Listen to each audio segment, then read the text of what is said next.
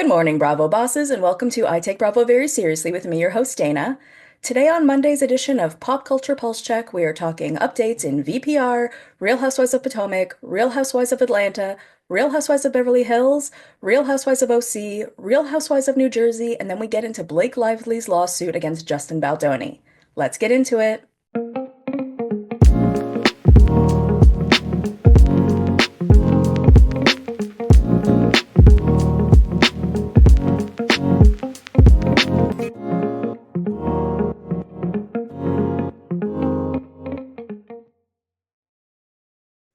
Okay, good morning, everyone. Happy Monday. I hope everyone had a good week. I had a really great week. I think it's been my second week at work at my new job, and I'm really, really enjoying it. Everyone is just so nice. I'm really enjoying the work. And it's just one of those environments where, like, we're all sort of the same kind of people. Like, we have the same sense of humor. And this is like the first place I've ever worked where anyone even knows what Bravo is. Like, my team lead watches Vanderpump Rules. My other colleagues watch Love is Blind, The Ultimatum, Real Housewives. And when I said my dog's name was Giudice, people knew what I meant by that. And that was just, it's just been really good and really exciting. And I just wanted to update you guys because I've started this podcast this year, and pretty much since the start of it, my mental health took such a nosedive because of my previous job. And it's been a really difficult year for me, but now that we're almost in 2025, I feel like so much has changed. I have a better job. I am so excited about this podcast and my content creating and growing my podcast and growing my brand and everything like that. So I'm really excited for what 2025 has to hold for myself as well as for Bravo and the fandom. The only person I'm not excited for the future for 2025 is James Kennedy. So I thought we'd start with Vanderpump Rules and getting into some updates in that regard. So as you guys will recall, because as I've been going over this for the past couple of weeks, James Kennedy was arrested a couple of weeks ago for domestic violence, misdemeanor domestic violence. There have been many updates since. I did a episode a couple of weeks ago where I gave you guys a whole breakdown of the history of allegations of abuse against James for the past several years. I've been working on that basically all of 2024, and so definitely go take a listen to that episode because it gives you really a huge sense of the things that have happened in the past. And I know so many people have thought of James as the type of person who, wanted to change and wanted to grow and wanted to champion himself in his sobriety and, become this amazing DJ. But there have just been so many concerning things that have happened over the years. And I'm not saying that people can't change. I'm just saying that the greatest predictor of future behavior is, current behavior. And we've just seen so many disgusting things from James over the years. And I just wanted to make sure that everyone is aware of all of that, as well as aware of all of the allegations that have been brought against him over the past several years that have been ignored. So let's get into what the updates are. The last time we spoke, I believe we had a statement from Allie, who was just thanking everyone for, their support and for giving her privacy. Since then, we now finally have a statement from James Kennedy himself. The statement says, I am committed to making meaningful changes in my life. I am taking time to focus on my sobriety, personal growth, and being present for my loved ones. Navigating challenging moments is not easy, but I'm determined to learn, grow, and move forward with the incredible support system around me. So people were pretty upset by this statement because he didn't even say sorry or admit to anything that he actually did that led to him getting arrested. Now, the reason for this could be because there is an ongoing open court matter, right? So he hasn't actually been charged yet, and that's because he is conducting his own investigation into the allegations. So it's sort of like the Karen Huger thing where she wouldn't say sorry and would admit what she did because she had her ongoing legal matter, which we will get to in a little bit.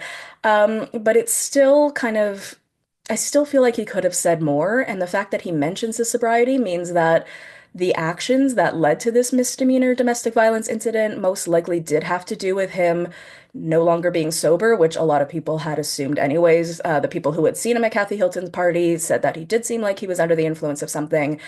And, it's just really upsetting to know that he has now let go of his sobriety again, because it's one thing when you are not aware that you have a problem, but he is aware that he has a problem. So he had made the choice to put substances back into his life.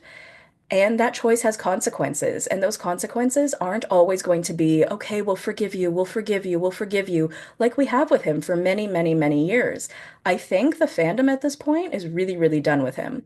So there was an article that came out by Page Six on December 18th, and I did tell you guys in my episode a couple of weeks ago that there was an investigation going on against James Kennedy by NBC and Bravo Universal.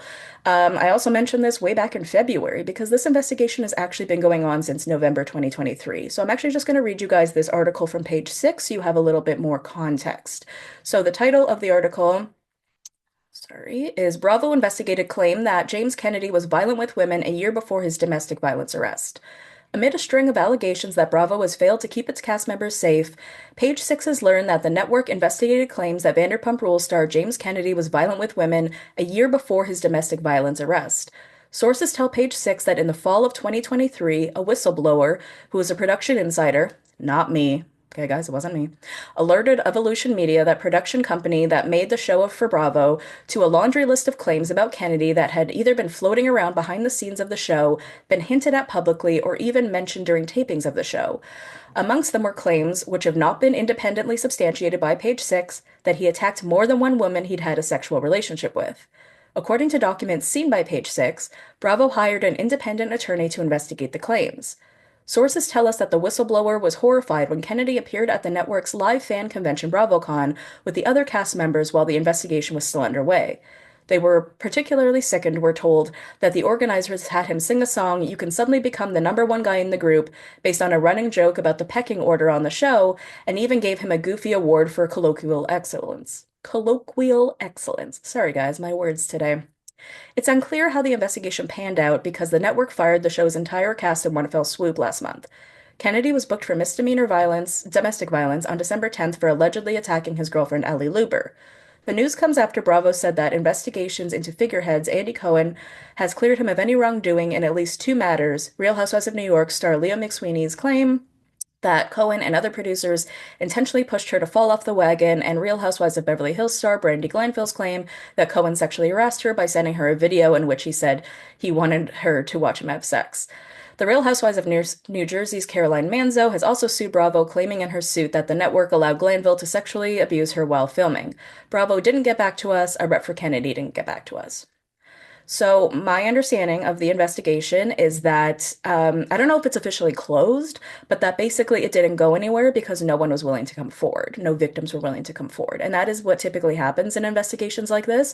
If you don't have someone willing to come forward, the investigation cannot go on because the principle of an investigation is fairness, meaning that both parties have the opportunity to tell their side.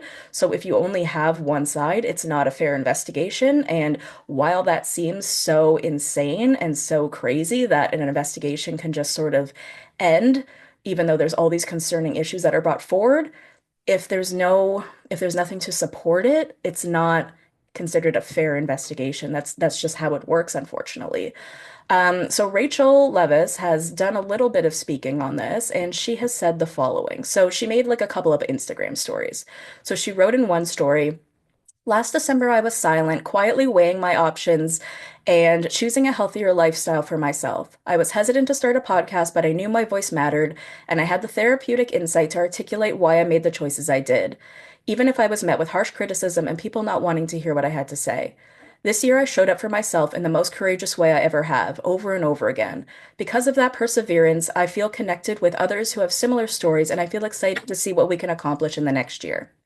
And then she posted another story where she had written this a while back. This was December 23rd, 2018. This was a caption to an episode, and she had written in the caption, "Tonight's episode was an emotional one for me. Using the word dumb to describe why I chose to stay with James is completely inappropriate.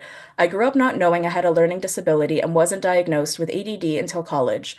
Learning was always difficult for me, and not passing my ice cream multiplication test was one of the earliest challenges I faced. However, I am not stupid. In fact, in college, I figured out the way I learned best and worked very hard for my degree, graduating with honors. Words like stupid and dumb are just as offensive as the word fat. Some other adjectives that more accurately describe the situation are patience, understanding, empathetic, and forgiving. And then on top of that caption, she wrote, I stand by what I wrote here. Being in an abusive relationship is confusing because you believe in the potential of your significant other and can't comprehend how someone who says they love you is intentionally hurting you. Bad times can be few and far between. It's easy to minimize the abuse and want to believe the person is capable of changing, which gives you such a sense of why people stay in these types of relationships. And Raquel is even someone who said that she didn't even see how bad it was until she was outside of it. I mean, Lala has said that about Randall, right? Now, Lala was asked about this James situation on her Amazon Live, and the way she addressed it, honestly, was sort of gross. I'm going to play you guys the clip of that now from her talking on her Amazon Live. Marissa, what do you think about James and Allie? I don't have many thoughts. You know what's wild about getting older is as you get older, you have your own life to worry about. That when something happens in someone else's relationship, you first and foremost want to make sure, like, hey, how are you doing? Are you okay? I'm here if you need me. But beyond that, like, I really don't sit and think about anybody else's relationship or have many thoughts about someone else's relationship because I'm too caught up in what's going on in my own household. So it's not to say that I don't care. But like I said, when you get older and you have families, you're kind of focused on, what goes on under your roof. So I totally understand that. I mean, as you get older, you are more concerned about your family and not concerned as much about what's going on with other people. But that's not what this is. James was arrested for misdemeanor domestic violence, and it has been more than assumed that this was an issue with him breaking his sobriety, which Lala has very close connections to and ties to. So for her to say that, like, I just don't want to be involved, I just don't really think about other people's relationships, it's like she's talking about this like this is a breakup and not a domestic violence incident. Like, we're not talking about James and Allie's relationship. We're talking about him being arrested for being violent. That's what we want you to respond to. We want you to respond to the fact that your bestie did something horrifying and illegal. That's what we want to talk about. We want you to talk about him breaking his sobriety. We want to talk about how you feel about that. We're not really concerned in terms of how you feel about James and Allie as a couple and whether or not they should be together. That's not what we're saying. That being said, she knows all of this. She is just doing this along with the rest of the cast who haven't said a goddamn word. This is actually the most we got from any cast member because they're probably scared shitless. And I'm assuming they have all gotten legal advice to like keep their mouths shut. I'm not really sure, but the silence is deafening. Guys, the silence is really deafening. Um, Sheena on her podcast last week, I think like MJ and Kiki Monique were on her podcast and they did try to bring it up, but she just kind of shut it down and wouldn't address it. But what she wanted to address was how a couple of weeks ago on the Housewives Nightcap podcast, Lisa Vanderpump was on that podcast. And I told you guys about this a couple of weeks ago, but I guess it's coming up now because Sheena brought it up. Sheena called Lisa Vanderpump her jackhole of the day, which is her new thing when she calls somebody like an asshole of the day, but it sort of flows from being from Jax Taylor, so it's the Jaxhole of the day. Because Lisa Vanderpump said on that Housewives Nightcap podcast that she wasn't aware that Kristen was pregnant and asked who the father was. So I'm gonna play you guys that clip because it's just so incredibly ridiculous.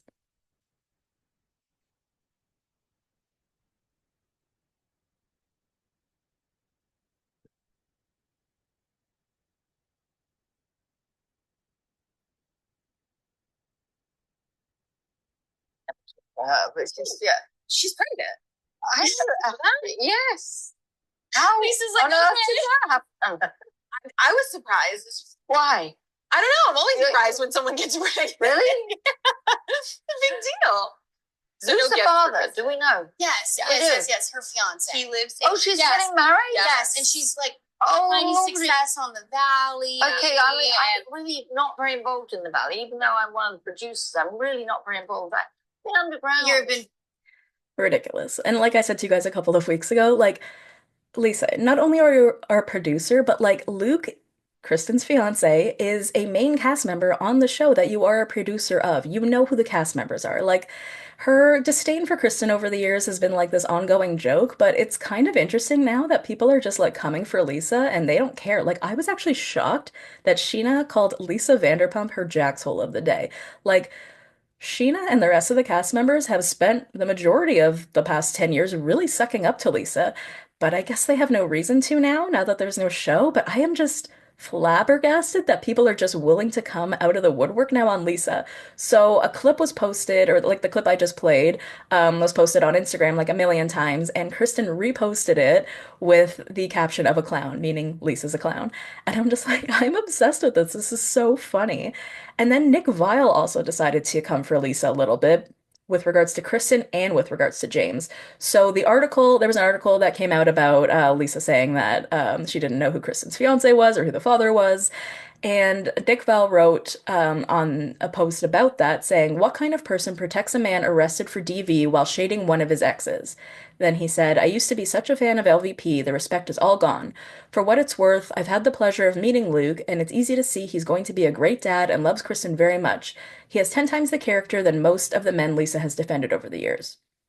Listen, he is not wrong, and it is a really big deal to have someone as powerful as Nick Viall on the right side of things.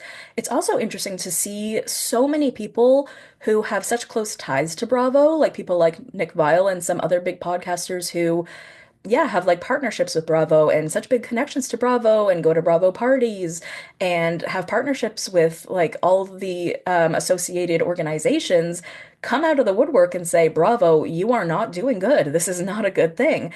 And that's sort of a good feeling because I felt like for so long people were afraid to talk about this because they were afraid of losing their connections to Bravo. So it's really good to know that people as big as someone like Nick Viall, who has one of the biggest podcasts in the world, is on the right side of things.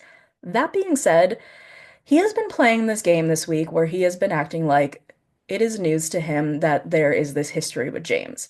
Not only is he rewatching the show for his Patreon or whatever it's called, I don't know. He has like a Patreon that's like a separate type of Patreon that's not on Patreon. But yeah, they've been recapping from the beginning. He is very aware of this. So on April 23rd of this year, this is a little bit of a transcript of an episode that he did with Joy Bryant and Kate Arthur. The episode is called RR, Thank You All Me, VPR, The Valley, SH, and Monica Interview Fallout with Joy Bryant and Kate Arthur. So this is just a very small quote from the transcript of uh, of Nick Val talking. So it says, James Kennedy has been making some positive changes. He seems like he has this aspiration of maturity and growth, and like James has a questionable past. You know, there's always been rumors out there, but this is all to say that at least with Allie, you know, the impacts are obvious that she's had on James's life. So you do know about the rumors. You knew. And I hate to sort of say this or even put this out there, and I sort of had debated whether even putting this on Instagram, and I ended up not putting it on Instagram because I don't want to try to tear down someone who is now on the right side. But at the same time, you could have been on the right side earlier because you did know. You knew. Kristen Doute ended up finally speaking out as well. She said a little bit on her podcast about this whole situation with James, so I am just going to play that clip for you guys now so you can hear what Kristen had to say. Opinion, but I resonate very much with some of the things that Rachel has recently said.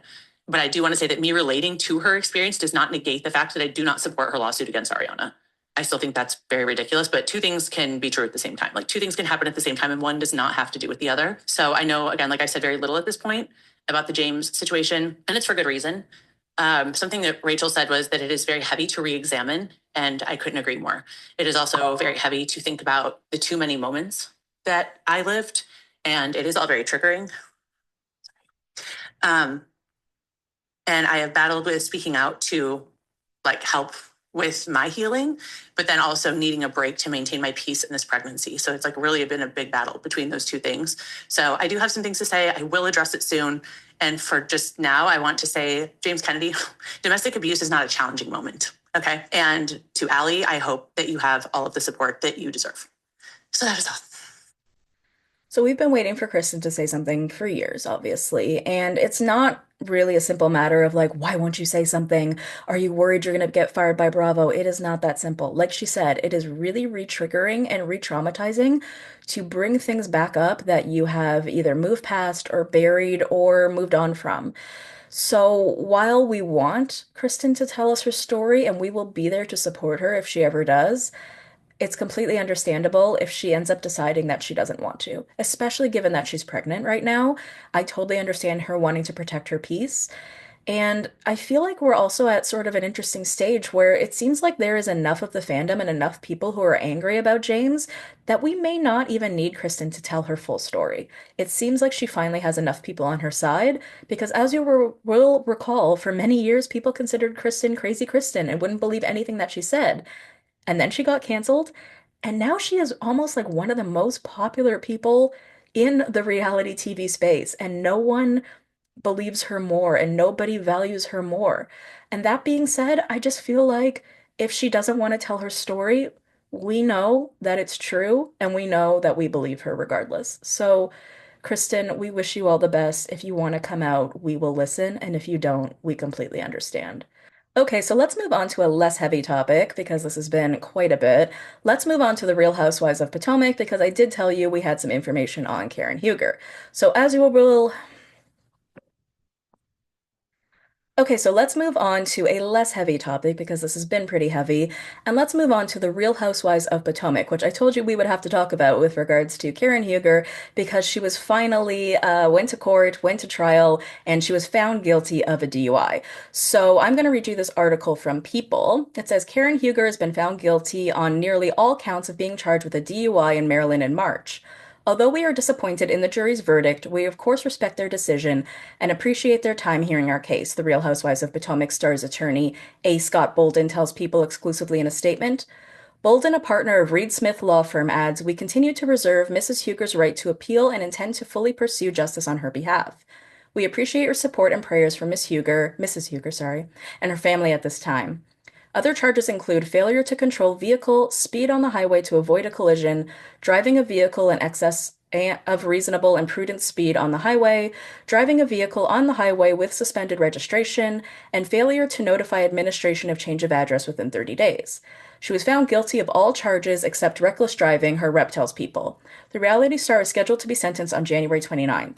A spokesperson for the Montgomery County Police Department confirmed to People on March 20th that Huger had been involved in a single vehicle collision in Potomac.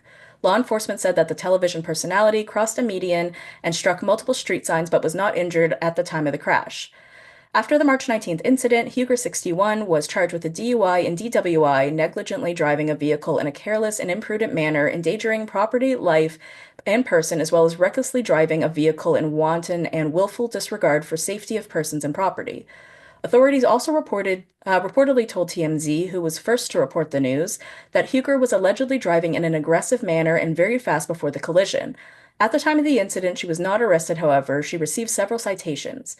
During Huger's first day in court on Tuesday, December 17th, witnesses described what they noticed, with one man slating that Huger's car allegedly smelled like alcohol per Fox 5 DC. A volunteer EMT who responded to the scene said Huger did not want treatment and swayed when trying to step into the ambulance. Inside the vehicle, the EMT said that Huger allegedly told them to F off and go F yourself several times. Minutes later, she complimented a female firefighter, telling her, "You're so beautiful," the EMT said.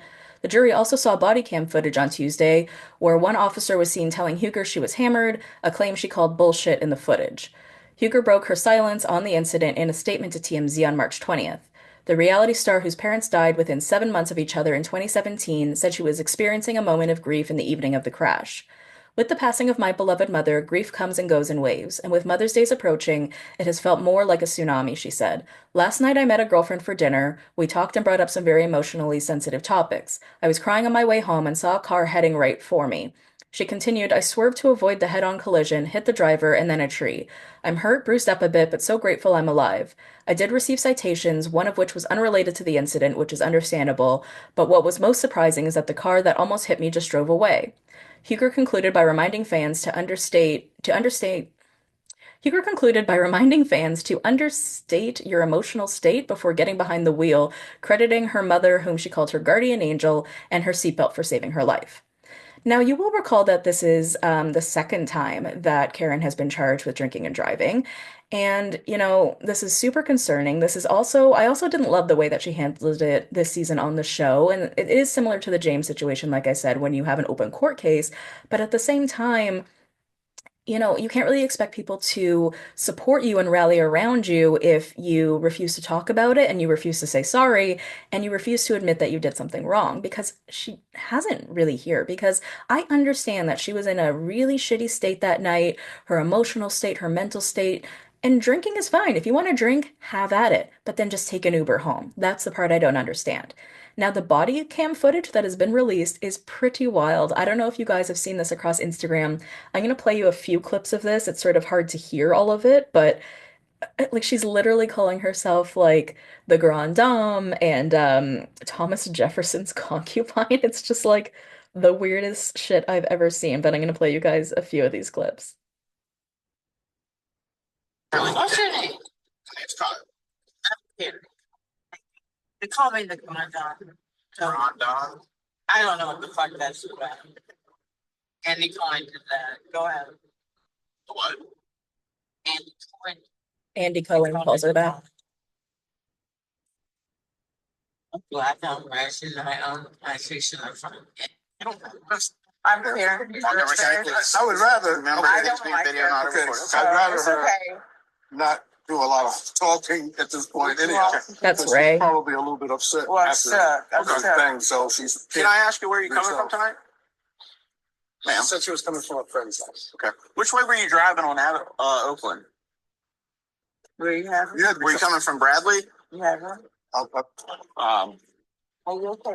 Let me ask- He's okay. He's still looking for your license, No, man. Ray, He's you gonna don't hold it. need to tell me, but what do you think? Karen, hold it. I'm Karen, looking for your license, baby. how much are you drinking tonight? I'll give you my license if you No, want. I was out, but I'm done. How much you got to drink though? That's my question. If your license is good. Saying it's gonna catch fire. And then I have the Thomas Jefferson's concubine one. Hang on. What? Poor white green people. She wanted white people. It has nothing to do with any of that. Yeah, it has everything. So It what's actually your has point? zero to do with that. I don't So, get to make I'm how sorry. this happens. All right, it's not you. I'm sorry. I'm sure.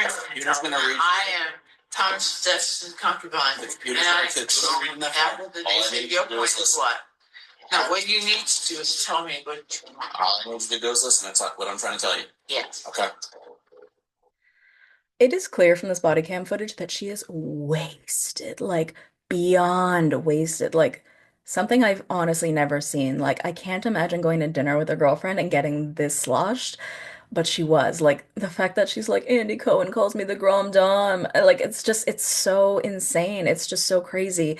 I do expect that she's going to appeal this because, of course, I worry for anyone who has to go through the legal process and the sentencing process, and I hope that she has the support of Ray and that she makes it through this, but I really hope that she takes this as a learning lesson because this should never, ever happen again.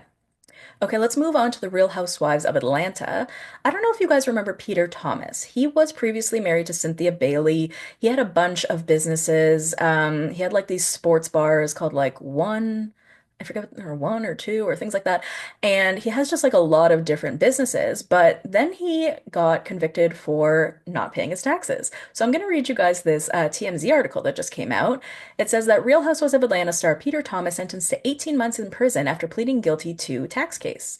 Peter Thomas joins the growing list of reality stars to get hit with jail time, and we've learned that the Real Housewives of Atlanta alum has been hit with a sentence of a year and a half in prison. A rep for the U.S. Attorney's Office for the Western District of North Carolina tells TMZ that the Bravo personality who appeared on The Real Housewives of Atlanta alongside then-wife Cynthia Bailey has been sentenced to 18 months behind bars after pleading guilty to failing to pay his taxes. Prior to his sentencing, Peter posted a video update on Instagram where he advised young business owners to please learn from his mistakes.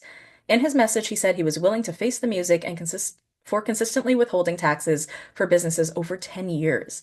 The restaurateur allegedly owed the IRS nearly $650,000 in trust fund taxes from his employees' wages in Charlotte, North Carolina. Yet that's just a glimpse into Peter's tax woes. He's been accused of failing to pay more than $2.5 million in employment taxes over a 6-year period from his businesses in various states. When he finally reports to jail, Thomas will be placed in a facility as close to Miami as possible, will have access to educational and vocational treatments, and substance abuse programs. Following this sentence, Peter will have 2 years of supervised release. Peter has also been ordered to pay $2.5 million in restitution to the IRS. Peter pled guilty this summer to one count of failure to pay trust fund taxes after being accused of repeatedly evading paying the IRS between 2017 and 2023 for several of his businesses. As he continued, Peter admitted he thought he could rectify the situation by getting on a payment plan, but learned the hard way that it doesn't work like that. He added, I pled guilty, and with my plea of guilt, I have to sit down for a while. So this is just not the person that I thought Peter Thomas was. I mean, the person he purported himself to be on the show was like this really savvy businessman, and I thought he was so handsome and such like a good fit for Cynthia. And then it just sort of seems like things went down the shitter for him. And you know who I feel really thankful for?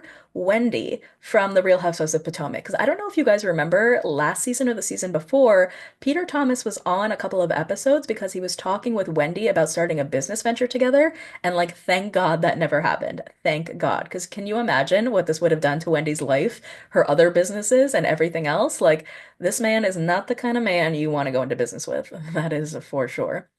Okay, let's move into Summer House. We got the trailer this week, and I think the new season is coming out on February the 8th. So I'm going to play you guys the trailer, which is 2.5 minutes, but I'm just going to play it anyways because I believe that it's important for context, and you guys can get a sense of what is going to happen on the show this season. About this season was it so much of it felt so fun and light. Do you think this same group of people could send it under one roof, or has that ship sailed? I think they can. Shouldn't be there. Hey, what about Josh? This season on Summer House. Hey, can you always keep it a wiener?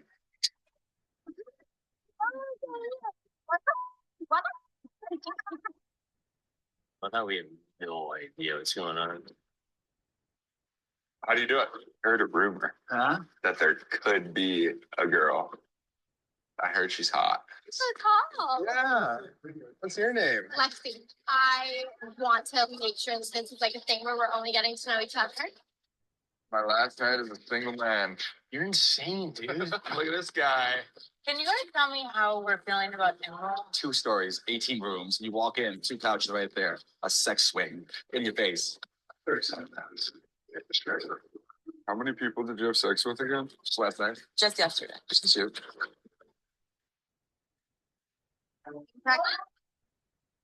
Do you have names picked out? We haven't named. Who is we? You don't live together? No. I just don't want it to feel like you're single momming this up. I've been had sex for a year. You're giving me like lemur energy. You like lemurs? You're a fucking fraud, and now I'm adding cheater to your resume. I've been talking to this girl since before we broke up. I pray for you. I don't need you to pray for me. It's weird to have a boyfriend that's giving hater energy. And like, I hate watching that. You can't choose work all the time. Should I apologize for being strong and independent? Me and Craig are gonna break up and everything I have will like go away. And she's so bad. He's flirting with Sierra. I don't trust her. I'm sorry. I don't trust you. You actually. Come on, come back. You threw the first punch, Kyle. You could have just taken a breath. Everyone has to have this allegiance to him. The only reason I came here tonight was so that someone kept his wife company while he pretends to be Diplo. She's being two-faced with me. Why is she being two-faced? Did you just say I'm being two-faced? How dare you? It was slam stop. You know what I mean? Don't do that to me. This is getting carried away. You guys have to cherish this. Your happy family. I know it's sometimes That's dysfunctional, Schwartz. but this is a beautiful thing you have. And I used to have that too. You're so dramatic. Okay, sorry, it's February 12th, not February 8th. Okay, so there's so much to go over. Okay, so Carl hasn't had sex in a year, which I actually think is very normal given what he's been through. I think it's important for him to take the time to himself to get over Lindsay, figure out what he wants to do with his life, and then move into a relationship. But it does seem like single Carl is going to be a part of the storyline this year. Kyle and Amanda seem to be doing the dance of, okay, now he wants to be a DJ, and what about all of Amanda's passions? But we did see some filming over this past summer where we saw that Amanda did launch her bathing suit line, so hopefully there's that. There's the new girl, Lexi. So it seems like she is going to have a romantic relationship with Jesse, but it seems like Jesse also was flirting with Sierra, and then Lexi and Sierra have beef. So that's really interesting. It's also interesting to see that Sierra would be flirting with Jesse when she had that very strong relationship last year with West, and Jesse and West are best friends. But you know what? Screw him. Who else did we have? Paige. Paige was talking about maybe having issues in her relationship with Craig, and Craig was saying, like, you can't work all the time. And she's like, what? I can't be an independent woman. And I feel like this could be about Craig wanting her to be in a place where she's ready to settle down and have kids and not work so much in that sense. But it's so clear that Paige is just not ready for that. She so loves her work and building her brand and becoming more and more and more. So she's just not in that stage of life where she's ready to, give that all up. And that's what I assume this is about. We have Lindsay announcing that she's pregnant, which we know happened like on the first day of filming. It's very interesting that she's now accusing Carl of being a cheater. So it sounds like we'll probably get more on that. From this trailer, it sounds like she's saying that he was speaking with someone while they were dating.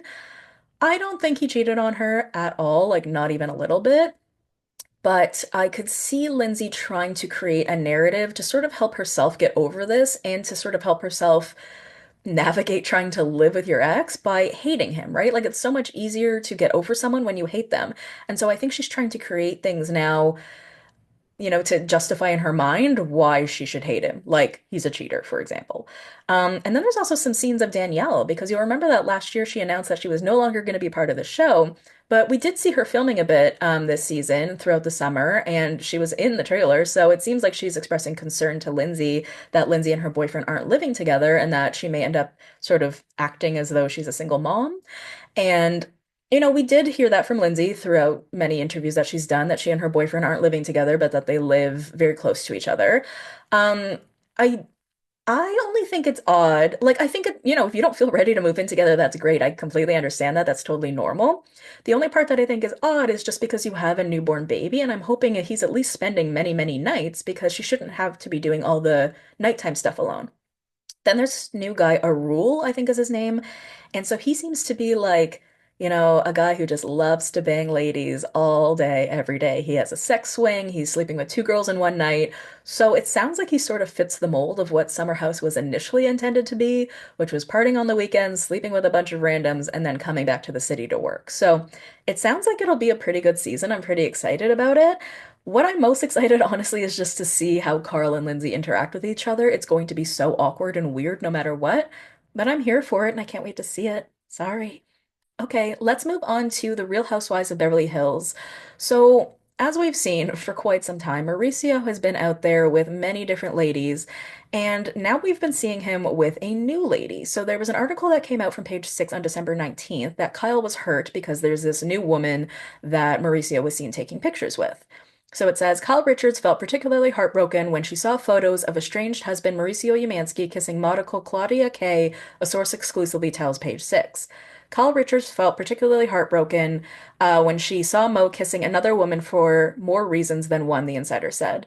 As we previously reported, the real estate mogul 54 was spotted kissing the model 33 following a sushi date dinner in Aspen, Colorado on Tuesday night.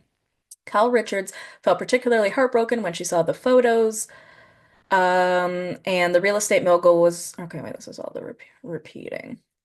Sorry, I'm trying to find the more information in the article that isn't just repetitive. Oh, it says Mansky and the blonde beauty were photographed walking arm in arm as they left Matsushita together. I guess that's the name of a restaurant. Seeing Mo kiss that woman in Aspen, where he and Kyle have so many memories together as a couple, is especially hurtful, the insider tells us. And I understand that. Listen, this must be really difficult for Kyle. The hardest part, I think, is the fact that you're having this separation or divorce in the public eye. In the real world, for the most part, you won't be seeing pictures in the news of your ex out with other women, kissing other women. That's just like not realistic. I mean, there is social media, and if people are posting things on there, you can always stalk your ex and see them there. But I think Kyle is having a particularly harder time because not only is it out in the media, even if she wasn't looking at the media, people, I'm sure, are constantly telling her about what Mo is doing. And that must, I mean, when you've been married to someone for that long, whether or not you don't want to be with them anymore, that is gonna hurt like a bitch. Like, I can't imagine having to see that over and over and over and over again. And that is why I really urge Kyle to start trying to move on. I'm not necessarily saying in terms of companionship or a relationship, but she really is at this standstill in this separation and divorce. She said on Watch What Happens Live that her and Mo haven't even talked about actually proceeding with the divorce. It hasn't come up, she said. Like, how has it not come up? And that's because Kyle is just moving through this so incredibly slowly, which, is her way, I guess. But I think that her style of dealing with things is more avoidant. And the more she's avoiding things, the more other people are like moving on without her. Mo is moving on without her. The kids are moving on without her. Her friends are moving on without her. And she's just sort of standing still. And I think that these things will be less hard for her if she really starts trying to move on. Okay, Real Housewives of New Jersey. We have a little bit of an update. Well, one is that I'm actually going to a Teresa Giudice event today. So today is actually Sunday when I record. I'm going later today. It's like a meet and greet. I will not be bringing her sprinkle cookies because that would probably cause her to freak the fuck out. So I am just going there to say hello, probably get a picture, and I'm bringing my friend Julia. And it should be a fun time. So hopefully nothing crazy happens, but if it does, I'll definitely let you know. But also in Real Housewives of New Jersey news, people are still asking Andy Cohen what is going on with New Jersey. And Andy Cohen has said, do not ask me about New Jersey for a year. And I think that's fair. I mean, they really have no idea what they're going to do with it.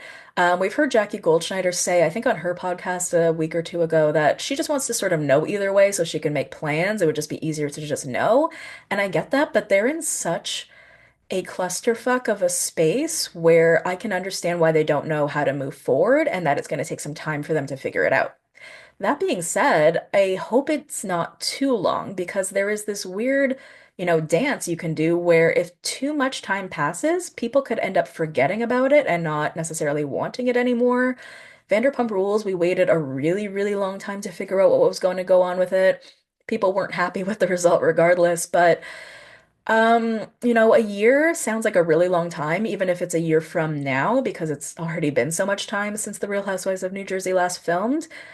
I feel like if we're gonna wait a year, I feel like what's gonna happen then is a whole new cast, because I feel like if they're gonna wait a year, then I guess they're hoping that people sort of forget about the show, forget about the cast as it stands, enough so that they may be willing to take on a whole new group of people. Like if enough time passes, we'll get over them and we'll be more willing to accept newbies.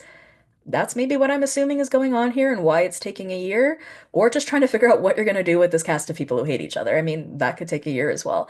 So I understand, and I will no longer be asking what's happening with New Jersey, but I hope they figure it out soon, and I hope we don't lose it. I really hope we don't lose it. That's what I will say. Okay, The Real Housewives of OC. In very shocking news, you guys will not believe this. Alexis Bellino has not been asked back to The Real Housewives of OC. Are you shocked? So shocking. So here's the article from People magazine. So the reality star announced her exit from the franchise while guest hosting the Going Rogue podcast in an episode that dropped early on Friday, December 20th. I was not asked back next season, she told guests Roxy Earle and Carlos King. I can't say it came as a shock. It did not come as a shock, Alexis said on Going Rogue. It was a hard conversation. I guess I wasn't really prepared because I didn't think contracts were coming out. Like I thought we had more time. So it was a shock when the call came, but I was never shocked about that information. It was a little bit of a relief, she added. I mean, nobody wants that rejection, and no one wants to hear you're not asked back. But it already happened to me. It happened to me in season 8. I've been there, done that. So I think that's really funny because we're saying that, like, I thought we had more time. I was thinking the same thing when this article came out. I'm like, whoa, are we already casting for the next season? But I think it's just that they hate her so much and they are so certain that nobody wants her on this show that they might as well just tell her tout de suite, which means right away in French. Because why delay, right? Alexis, we want to let you know immediately. You will never, ever come back to The Real Housewives of OC. Even if we don't start filming again for another year, just know we don't want you back. So that was that. Gina Kirschenheiter went on Susie Evans' podcast. Susie Evans is from The Bachelor world. Her podcast is called Live, Laugh, Lies. It's a really cool podcast. And Gina was talking about Katie and her relationship with Katie and how they basically haven't really spoken since the reunion. But I'm going to play this clip for you guys now so you can get a little sense of what Gina was saying about her relationship with Katie. I really have had no contact with her. Wow, since Really, like, yeah, like, I mean, I got through the rest of the season, Mhm. Cordial Fine, the reunion. came, I said my little piece because then I found out afterwards that like even the way she originally contacted me, she had lied. Like she contacted me on the premise that she needed a real estate agent, that she was looking to move to the area. She didn't even tell me initially she was casting for the show. And then she sat me down. I drove around for 4 hours looking at properties because she told me she was a South County girl. And then she ended up renting a house in North Orange County. And then she did tell me that first day she was casting, I gave her a pass. Even though, it was a red flag, I gave her a pass. Because I was like, it's uncomfortable. I get it. The thing that bothered me is that she told me, contacting me as she needed an agent and told me she owned her home that she was living in San Diego. And so I was like asking her, okay, well, what are you going to do with the San Diego home if you move down here? And she's like, well, we're not sure yet. Da da da da da. And then come to find out she didn't own the home. That bothered me. I don't care that you rent your house or you don't rent your house, but I care that you lied to me. You're clearly not contacting me, and you're not going to contact the real estate agent and then lie to the real estate agent. So it was very clear to me that she had no intentions of wanting to use me as an agent at all. She really just wanted to get on the show. And I freaking walked her right in the door. Like, So that's interesting because I really didn't understand this whole concept of like her owning her home and the whole San Diego thing. I didn't understand why this was a big deal and why this kept coming up at the reunion, but this gives, I guess, a little bit more context. I guess that she had, you know, contacted Gina under the guise that she needed an agent when she really didn't. I guess that's what Gina is saying. And so Gina is under the impression that Katie Janella only contacted her in hopes to be able to get on the show. That is not the vibe I get from Katie, but I also don't really know. I mean, it really seems like the entire cast, or at least one side of the couch at the reunion, was pretty anti-Katie and was bringing up a lot about her history. She was able to shut a lot of that down. I just really I don't know. I think we'd need to hear from Katie in that regard. Like, why was she contacting Gina as an agent? Was she looking for a home in that area? Did it have anything to do with the show? I don't really know, but I definitely think that Gina picked a side this season. She saw how much her relationship with Katie and being on Katie's side created issues between her and Heather and her and Emily, and I think that she chose the side that she felt was best.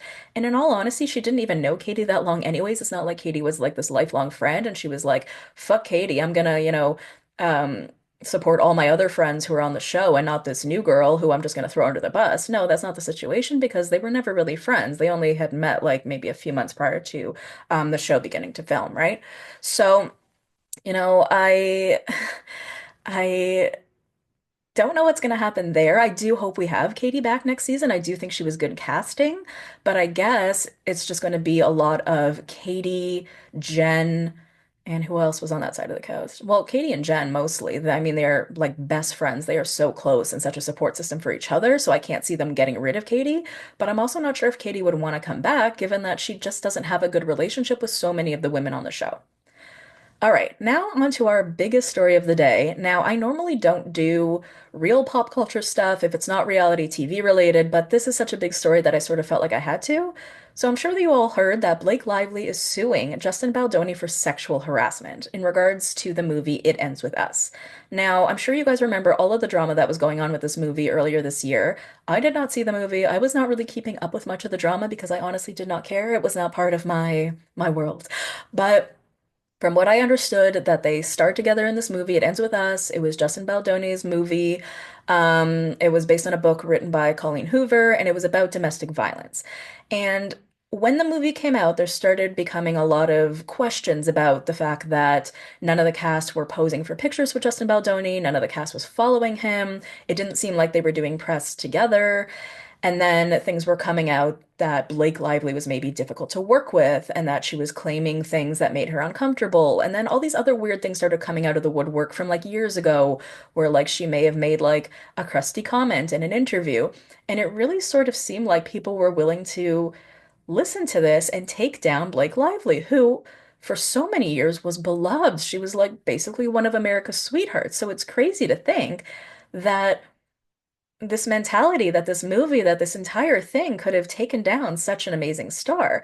And one of the biggest gripes that I feel like people had, or that the media was portraying, was that when Blake was doing press, she wasn't really talking about the movie in terms of domestic violence and the importance of that. She was more so focusing on the uplifting parts of the movie, and people thought that it was just sort of out of touch.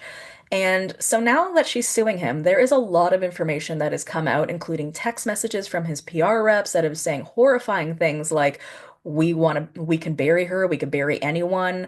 It seems like they created this entire strategy to sort of tear her down because she had come forward with concerns about Justin Baldoni as well as somebody else named Mr. Heath. So I'm going to read you guys the New York Times article about this because I believe it gives a great amount of context. Okay, so the article is called "We Can Bury Anyone Inside a Hollywood Smear Machine."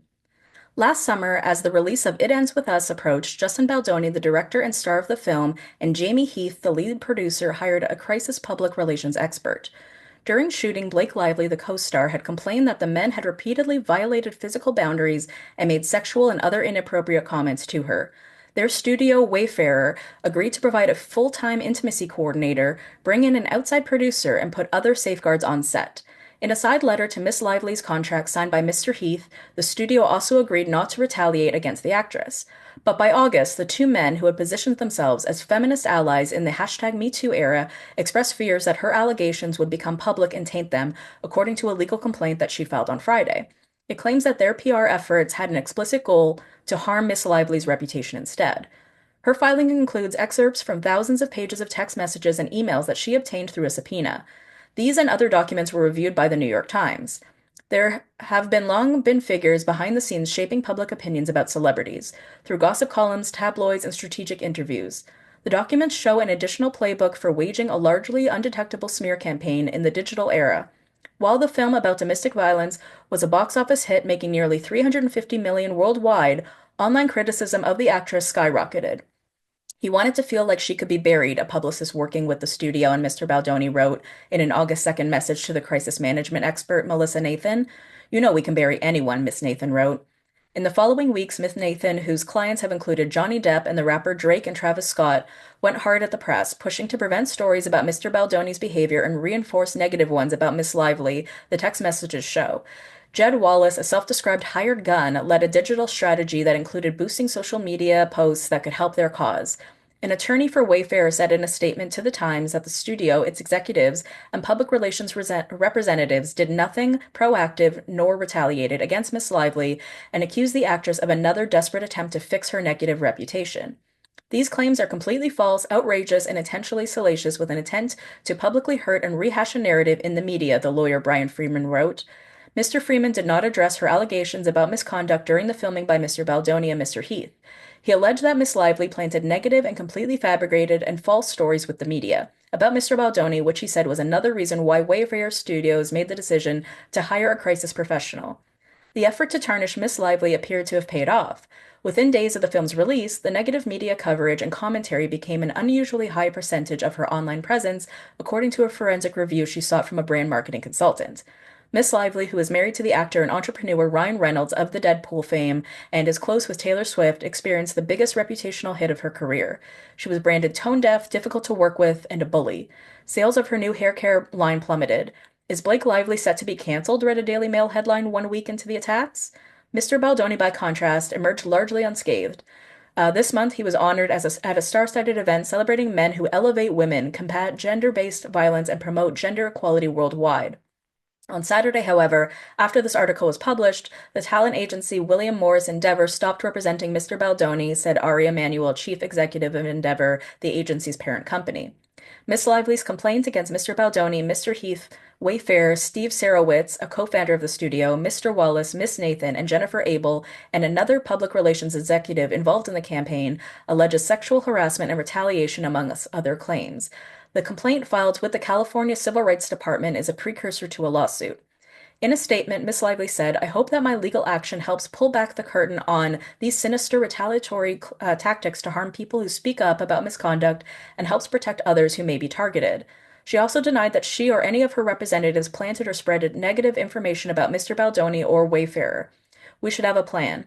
In May, several months after the filming wrapped, Mr. Baldoni realized that Mr. Reynolds had blocked him on Instagram.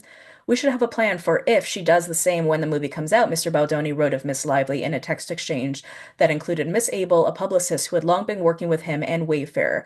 "Plans make me feel more at ease." Mr. Baldoni, 40, and Mr. Heath, 55, had a lot riding on the film, which is based on the best-selling novel by Colleen Hoover. Mr. Baldoni was best known for CW's satirical romantic dramedy Jane the Virgin. Wayfair provided the resources for bigger ambitions. It was bankrolled by the billionaire Steven Sarowitz, who is the co-chair of the studio with Mr. Baldoni. They and Mr. Heath, the chief executive, are all deeply involved with the Baha'i religious organization which promotes unity, peace, and gender equality. Mr. Baldoni has presented himself as an ally to women, writing books, co-hosting a podcast with Mr. Heath, and giving talks on toxic masculinity. Miss Lively, 37, was by far the biggest star. The TV show Gossip Girl catapulted her to early fame, and she appeared in films ranging from The Sisterhood of the Traveling Pants to The Town. She built businesses outside of the entertainment industry, appeared on the covers of glossy magazines, and amassed more than 45 million Instagram followers. Miss Lively has expressed concerns about Mr. Baldoni from the beginning, according to her legal complaint. Before shooting began, for example, she objected to sex scenes he wanted to add that she considered gratuitous. In November 2023, as the cast of It Ends With Us was preparing to resume shooting after a months-long writer's strike, Miss Lively went to Wayfair with the side letter seeking safeguards. Our client is willing to forego a more formal HR process in favor of everyone returning to work and finishing the film as long as the set is safe moving forward, her legal team wrote to the studio. She detailed her complaints during a meeting with Mr. Baldoni, Mr. Heath, and other producers in January, according to the legal filing. She claimed Mr. Baldoni had improvised unwanted kissing and discussed his sex life, including encounters in which he may have not received consent. The fuck? Mr. Heath had shown her a video of his wife naked, she said, and he had watched Miss Lively in her trailer when she was topless and having body makeup removed, despite her asking him to look away. She said that both men repeatedly entered her makeup trailer uninvited while she was undressed, including when she was breastfeeding. In agreeing to the terms that Miss Lively sought, Wayfair acknowledged that although our perspectives differ in many aspects, ensuring a safe environment for all is paramount, according to her legal complaint. By spring, Miss Lively was told that the people she worked with that the men's behavior had improved with the new protections. But she was now in a creative battle with them. With the support of Sony, the film's distributor, she made her own cut of the movie, bringing in editors and a composer and adding one of Miss Swift's songs. In the end, Sony and Wayfair went with Miss Lively's cut, and she got a producer credit. As the film release neared, Miss Lively and other cast members informed Sony and Wayfair that they would not do any appearances alongside Mr. Baldoni. So did Miss Hoover, the author, who had her own dissatisfactions with him and had become more upset as he told her about Miss Lively's allegations, according to text messages from Mr. Baldoni and Mr. Heath. The first week of August, Wayfair and Mr. Baldoni had retained Miss Nathan, who had worked with high-profile clients, including Mr. Depp, whose ex-wife Amber Heard accused him of physical abuse. Mr. Depp successfully sued Miss Heard for defamation, and the trial became a spectacle amid suspicions of an online campaign to damage her credibility.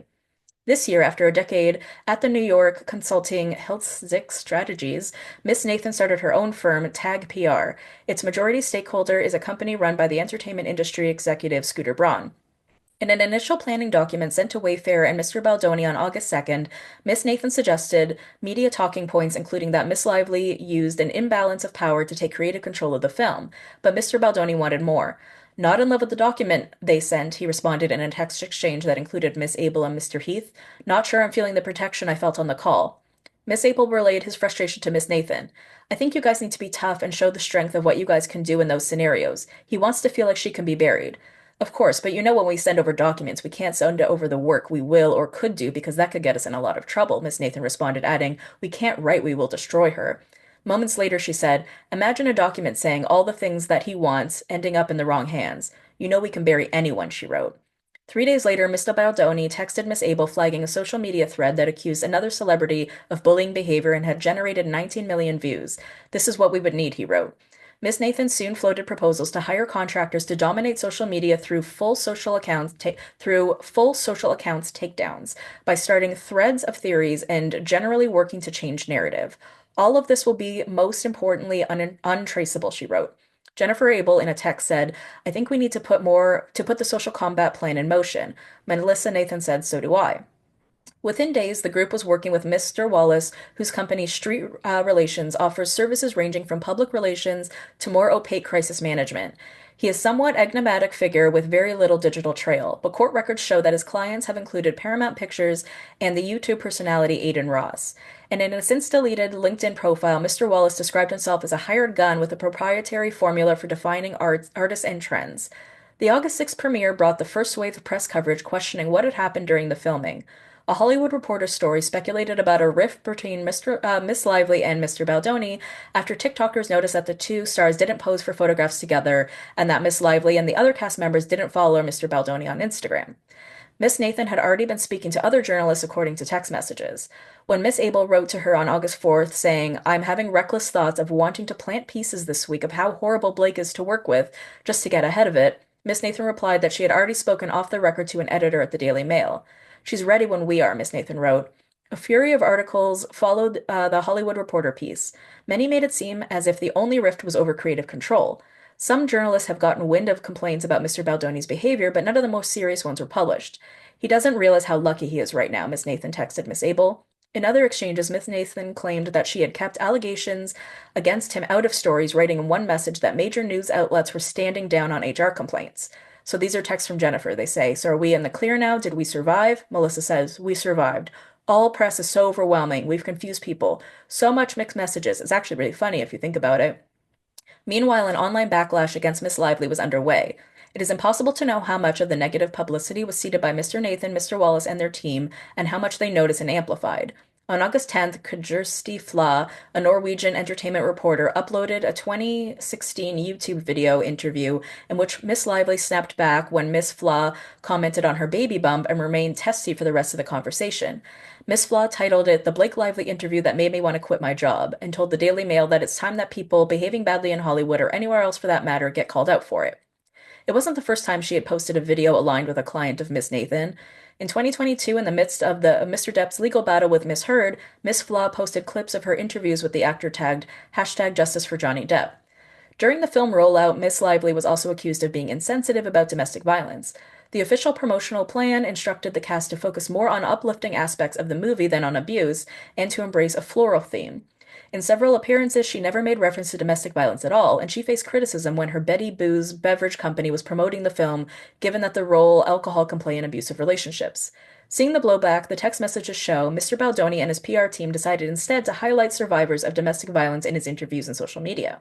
More criticism came when Miss Lively said in an interview that Mr. Reynolds, who had no role in the film, had helped rewrite a scene, prompting snarky comments about the actress leaning on her husband and speculating that he had violated the writer's strike. It is unclear exactly how Mr. Wallace operated. There are references in emails to social manipulation and proactive fan posting, and text messages cite efforts to boost and amplify online content that was favorable to Mr. Baldoni or critical of Miss Lively. "We are crushing it on Reddit," Mr. Wallace told Miss Nathan, according to a text she sent Miss Abel on August 9th. The next day, one of Miss Nathan's employees texted, "We've started to see a shift on social, due largely to Jed and his team's efforts to shift the narrative." Miss Nathan wrote to Miss Abel, "And socials are really, really ramping up. In his favor, she must be furious." It's actually sad because it just shows you have people really want to hate women. When a TikTok sleuth started asking questions about Mr. Baldoni, Miss Abel texted that "this girl is on a very dangerous crusade. We flagged to Jed and his team for more serious action on the social side," she wrote. Throughout the text exchanges, Mr. Baldoni encouraged the PR team, sometimes flagging social media posts for them to use.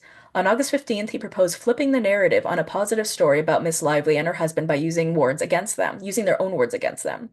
Other times he appears to vacillate, seeking assurances about the tactics being deployed. When he notices a tabloid article critical of Miss Lively, he sends a worried text. How can we say somehow that we are not doing any of this? It looks like we're trying to take her down." On another occasion, he wondered whether they were deploying fake bot accounts on social media. "I can fully confirm we do not have bots," Miss Nathan wrote, adding that any digital team would be too intelligent to utilize something so obvious. "Mr. Wallace's operation," she wrote, "is doing something very specific in terms of what they do. I know Jamie and Jed connected on this." Mr. Baldoni, Miss Nathan, and others on the team claimed in their text exchanges that Miss Lively was using her own public relations team to create bad press about Mr. Baldoni, but cited no evidence to support this.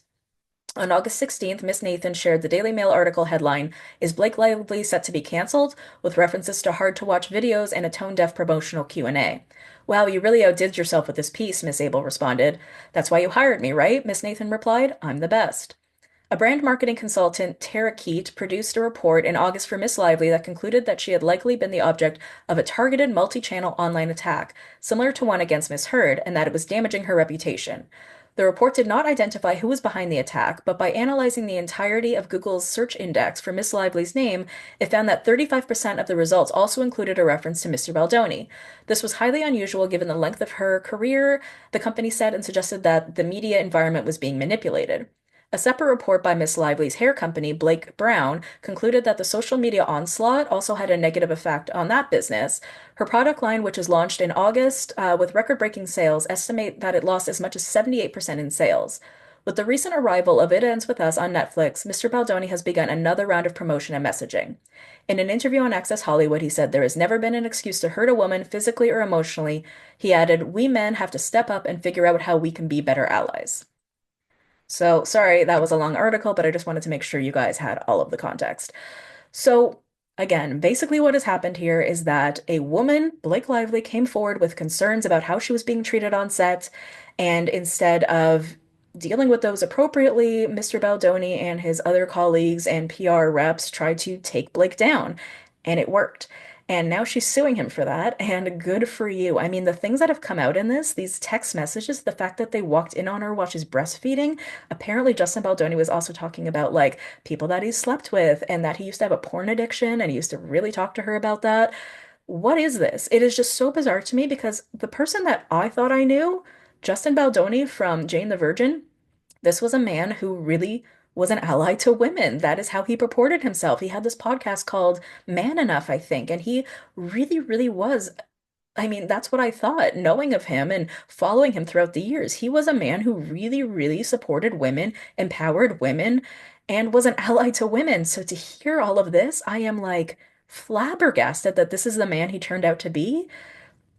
But I mean, it's not even just the man he turned out to be. To make it such a concerted effort to take down a woman who had very valid reasons for expressing concerns because you were being super fucking concerning. You know, I'm sorry, Justin, but your time is done. And Wayfair, I believe, which is the agency that he is with, or sorry, not Wayfair. He's been dropped by WME, which is his agency. So, you know, time's up on Justin Baldoni. And as much as I don't believe in canceling people, in a situation like this, where someone was making a concerted effort to take someone down, and someone was also doing things that would meet the criteria for sexual harassment, I'm sorry, Justin, but time's up on you. All right, everyone, I hope you have a great week, and I will see you next time. Thank you for listening to I Take Bravo Very Seriously in partnership with Hurrdat Media. You can listen to this show and any other episode on Apple, Spotify, or wherever you get your podcasts. You can also watch full-length video episodes on Hurrdat Entertainment's YouTube channel. You can follow me on Instagram at I Take Bravo Very Seriously and at The Bravo Investigator. You can follow me on TikTok at The Bravo Investigator. If you enjoy the show, please leave a 5-star review. Love you, BBs. See you next time. A Hurrdat Media Production.